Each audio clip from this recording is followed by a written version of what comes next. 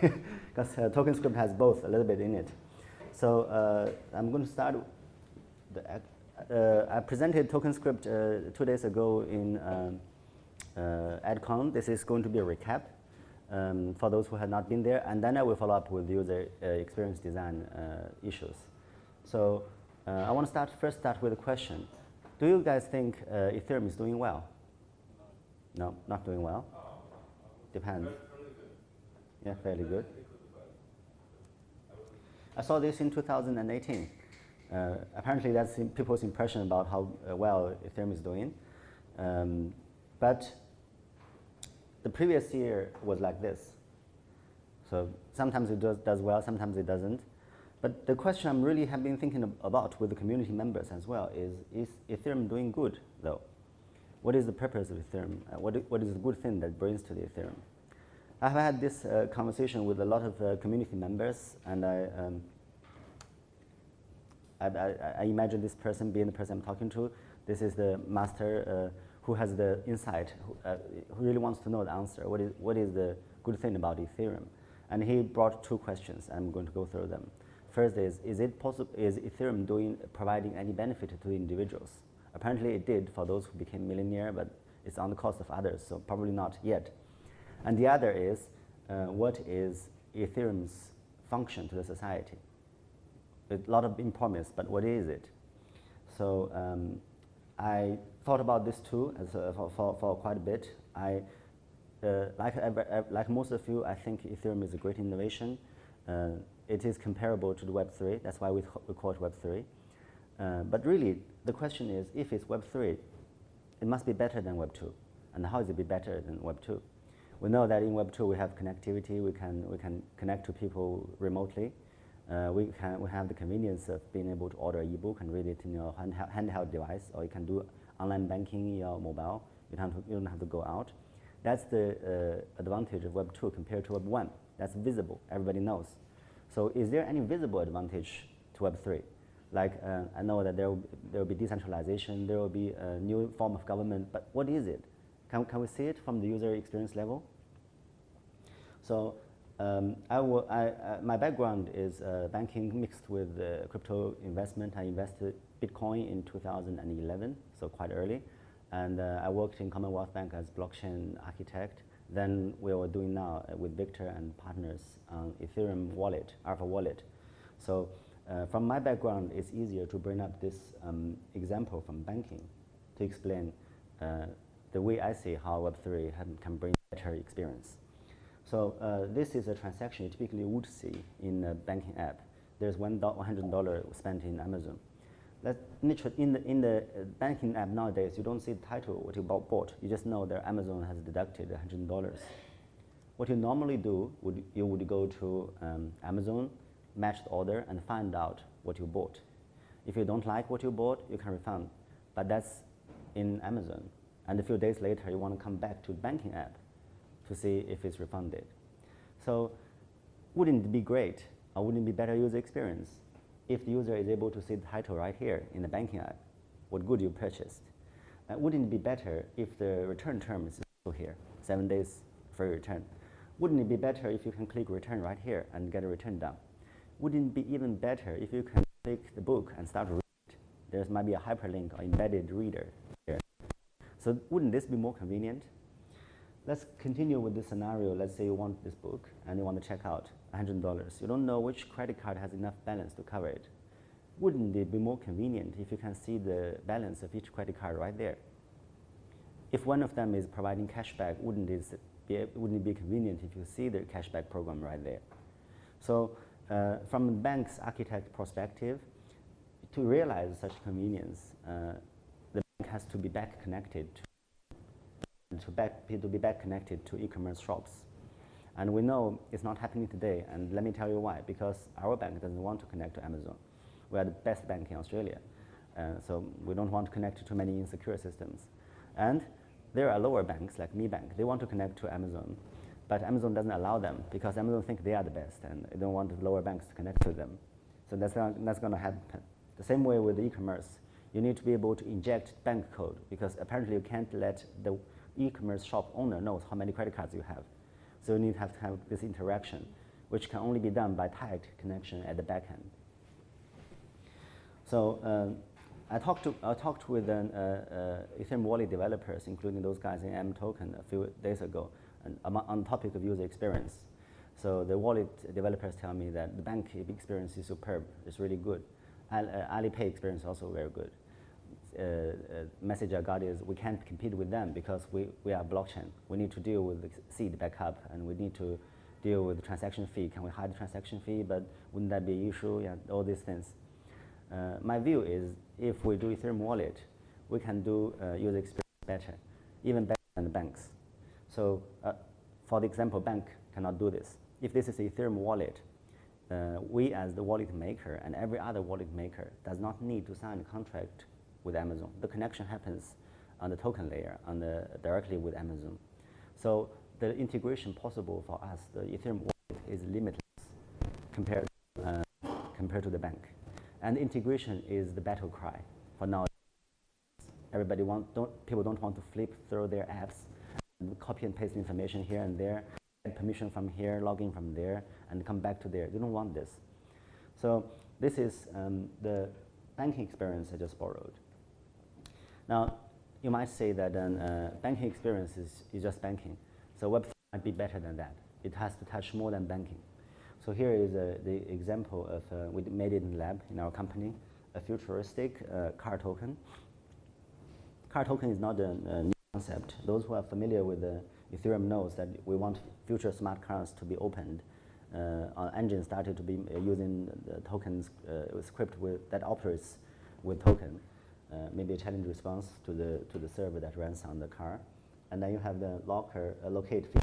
These are the typical token features imagined. Now, what is the pain point of car owners? If you own a car, you know that one of them is you need to manage a lot of accounts. I have 5. I bought one from auction, so that's auction account. And I have an insurance. I have a radio office account, Queensland Maritime Road Service. I have an account for subscribed service. I could have another one for roadside assistance, but I didn't buy that. So easily 5 accounts. And then in this futuristic version, it's possible to integrate all this in the same page. Suppose this is a page for the token. You can see the different services that relies on token. And you can see that this is not just the reduction of accounts, otherwise LastPass would do. It's the integration of business. So you can see the insurance is marked red because the insurance has expired. I haven't paid for it. And this one means that my car needs to be serviced. So if you want to if I want to pay for the claim, if I want to claim insurance, I want to pay for insurance, I can click here and I can access these functions without having to go to the insurance website.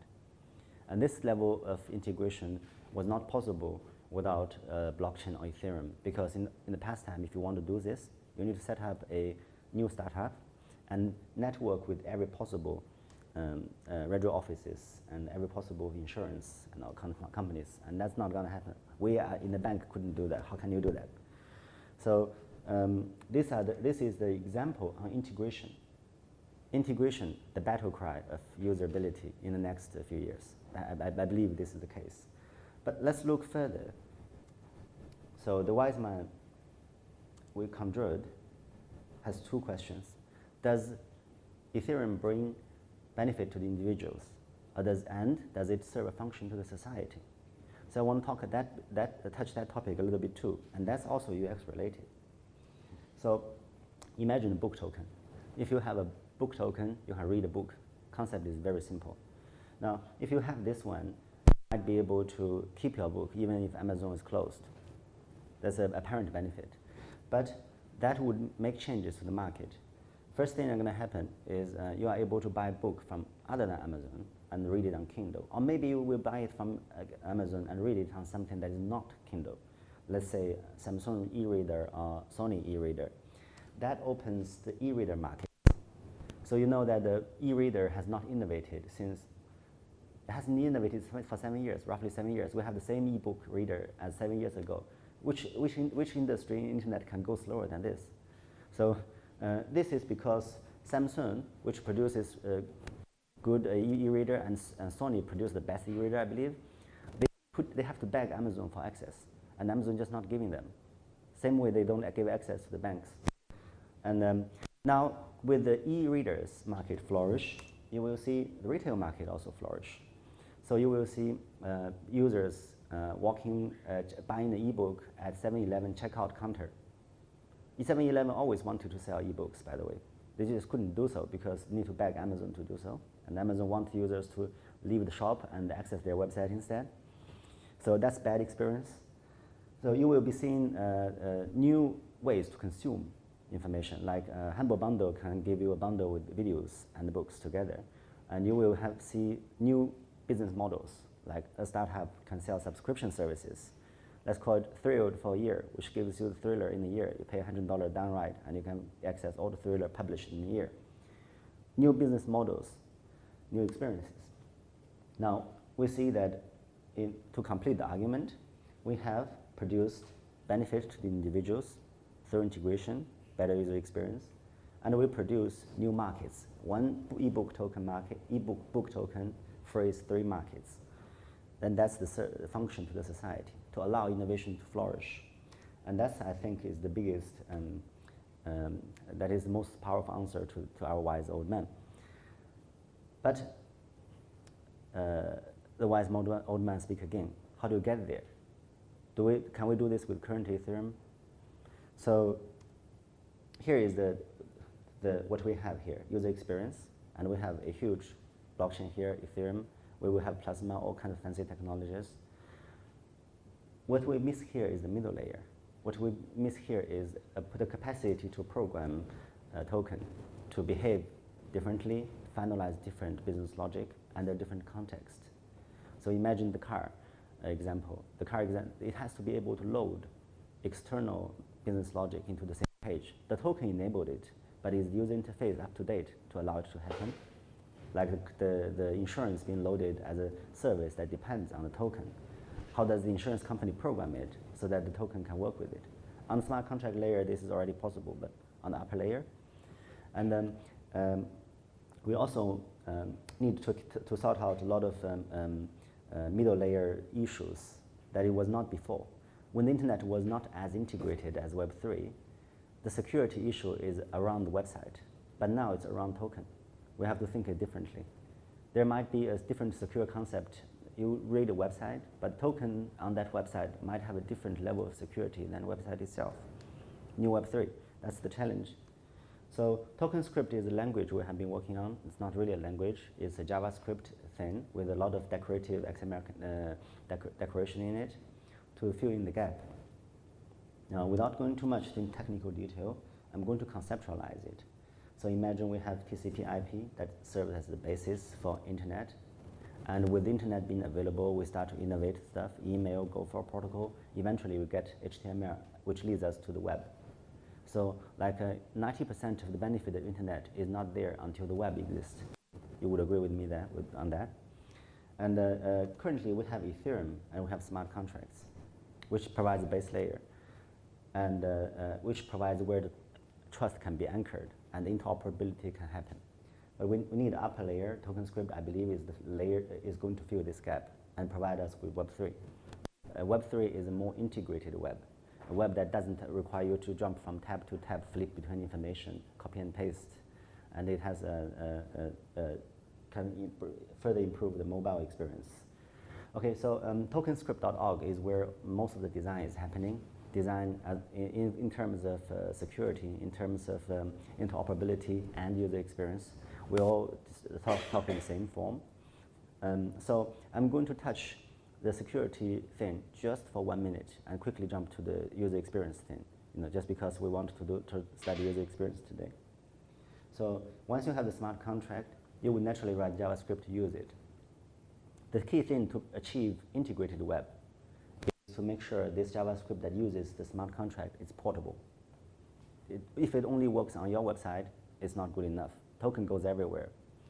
So the first thing I want to do is to take the JavaScript out, package in the container, and sign it. Now, signing it means that the trust, the process of generating the transaction has the trust implied by the smart contract author. Could be signed by a smart contract author, typically. And then you need to put a security container. and this security container is different than the traditional Web3 model where every permission is asked by the user. Not every, some permission is implied, some permission is outright denied. I'll give you an example. For token to work as the interoperability layer, it must be able to read every bit of that information with the token, and probably some information about the token that it depends on, like insurance token depends on car token. So this is granted as long as the permission there, unless the code is signed properly by the same author of the token. But on the other hand, in order to carry out the interoperability, it does not need to feed back user token information to the server. So this sandbox prevents the information available to JavaScript being submitted to the token's own websites because it's not needed. So this security parameter is not simply more secure than web.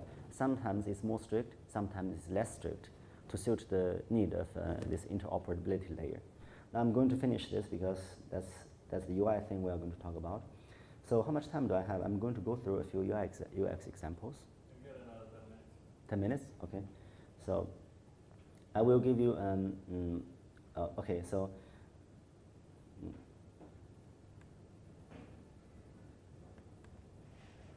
first, very simple interface, a checkout interface. Now, there are 2 points I wish to make about this interface. One is more security and the blockchain related. One is how it's going to reflect it on user interface. So normally, currently with Ethereum, if you check out shopping cart, you just execute the payment. And whether or not the delivery will happen, you can hope. It might or may not deliver. And if you use Ether, then you cannot do a chargeback. So if it doesn't deliver, you are bad. So in the Ethereum model, we don't have the chargeback function, and that's needed because it's atomic. Once you have done it, you have done it. But you should be able to, let's say, claim the token was not, the stuff was not delivered. And the way to do so is, once you buy anything, you get a token that represents this purchase. This token typically cannot be transferred, but it can be used for example, getting after sales process.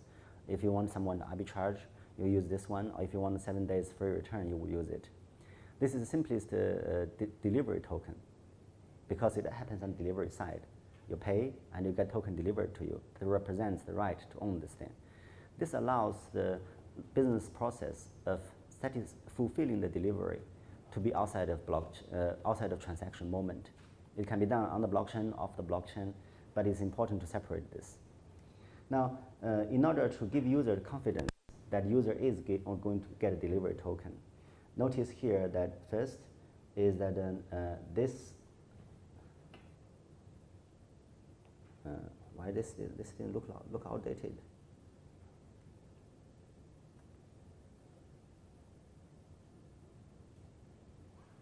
Yeah, I hope I can manage to make it just big enough. Okay, in order to give users confidence, similar to the bank, in the bank's confidence is if you spend from this credit card, you can do a chargeback. But without bank, how do we achieve this level of confidence? In this case, we need to render the product token, which represents delivery, and the warranty token happen to be another one attached to this token, which can be used to get services. You need to make sure this token is rendered in the secure zone and not just displayed by the web. We don't know how fully do that, but currently we represent it with this symbol, which means token is a available symbol, available token from the blockchain can be generated by the blockchain. And once you have finished there, you have once you have clicked checkout, you get this one, which is a small checkout window, which allows you to select which token to use to pay for this transaction. Now, this one is again has to be done in its own secure zone. We don't want, for example, the website to know how much balance you have with this token. Maybe they can find it out, but we don't want it to be exposed on the web. We want it exposed to be on the blockchain, so it's blockchain's problem. So there has to be enough. The Tokenscript is supposed to work in this area, region, where the delivery, how much money is going to be paid, and what you are going to get by this, paying this money, is in the sandbox on top layer of the web. Whether or not this user interface can give user enough confidence, we don't know, but we just envision this might be the case. And this is something that if you are interested in user experience design, please come to us and let's talk about it, how to make this secure layer visible. And this is a rather interesting experiment. We don't know if we don't know if this one can work, but we envision blockchain technology enables this case. So let me explain the case. So here we are thinking that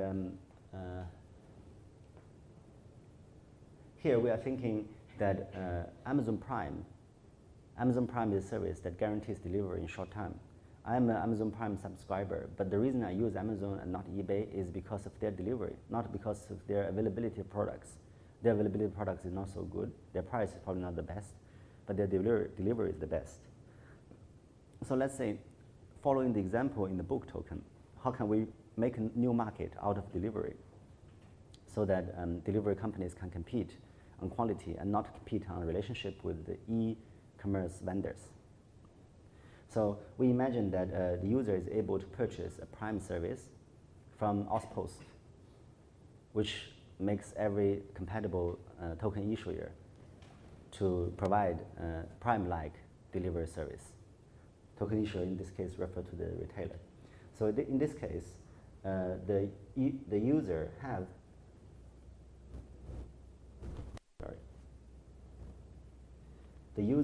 already have a shipping token in his wallet, and he's paying with crypto money and shipping token, which makes the ship, and at the back end, the shipping company would know this token is consumed to purchase these goods, and they know that they need to send a truck to pick up the goods from the e-commerce site, the warehouse, to my home.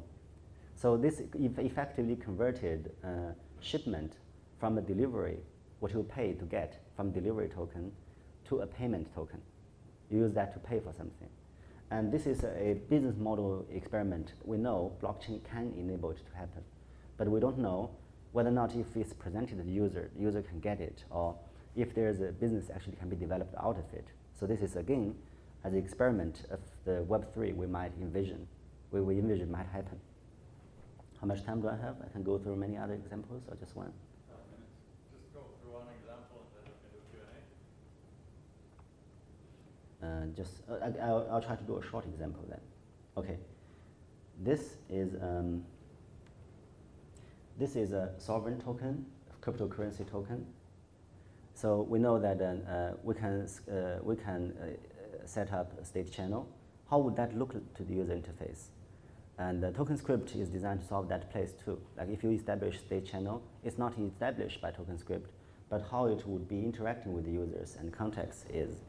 So let's say this is a sovereign currency, and you can see that there are items being purchased, and here is a payment channel opened with expiration date and the balance.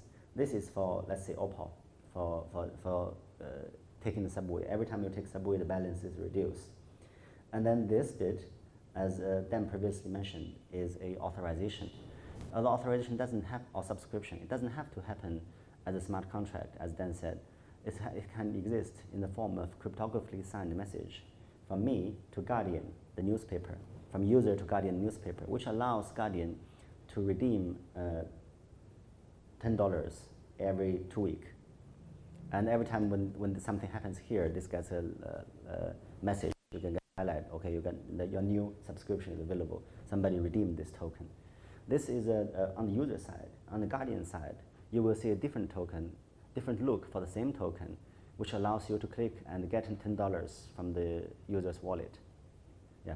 So this would be the one visual example how one token can behave differently and how payment token would look like. This is also experimental user interface. We don't really have it now. So, yeah, question answer time, I think. Yeah. Question answer? Yeah. I have a question. So you were talking very briefly about the fact that you're seeing the game moving to integration as the main usability enhancement, right? Mm. And I think that this is something that is often not really well discussed in the UX conversations that people are having, whether it's Web3 or even like Web2. Very often it's not well discussed. So if you can just comment or like share what are your thoughts on that? Okay. I guess it's simply because we are used to a scattered web that we don't ask for integrated web. So experiments in Commonwealth Bank as well as WeChat has done in China shows that users love integration. They love not to flip between the apps. They love to do things. If they see one thing, they don't want to do things related to that one thing without finding that same thing in another app. That's quite apparent. We just need to give users something, then they will start to love it. Anyone? Have you got a quick eyeballing of the Tokenscript? Pardon? The Tokenscript itself, is it Yeah. sort of like JavaScript or something? Yes, let me have. Okay. So technically, Tokenscript is half decorative, half procedure-based. So the decorative part, for example, how to extract the information of token. If it's a book, how do you get author? How do you get published date? How do you get the current status is lent or not lent? So this is decorative because we don't know the context which processes it. So if we write a program, like if this bit returns true, then it's not lentable, then when does this program execute? We don't know. So the decorative bit, half, is written by XML. We can invent a new domain-specific language, but we just reuse XML for this purpose because the editors are already equipped with the capacity to help the people who work with XML, like predicting what you are going to type, XML editor. And the procedure-based part is JavaScript, and it's used to render widgets, like we call it actions, like the bits when you use in checkout. We envision that every token will have quite a bit of widgets. For example, if your token represents a ticket to this event, then it has a card called enter. If you click that, it's integrated to the door opens. That will be a card. But in the meanwhile, a card has a lot of, even for one action, it might have a different look and a different circumstance. For example, if I am the owner of the house, I enter the house, then the card might look differently than if I am authorized to enter the house. So we just use this multi-layer structure where you can define a bit of JavaScript and define what context would activate this JavaScript widget. Is that the answer to your question? Yeah. All right, cool. Thanks, Weiwu.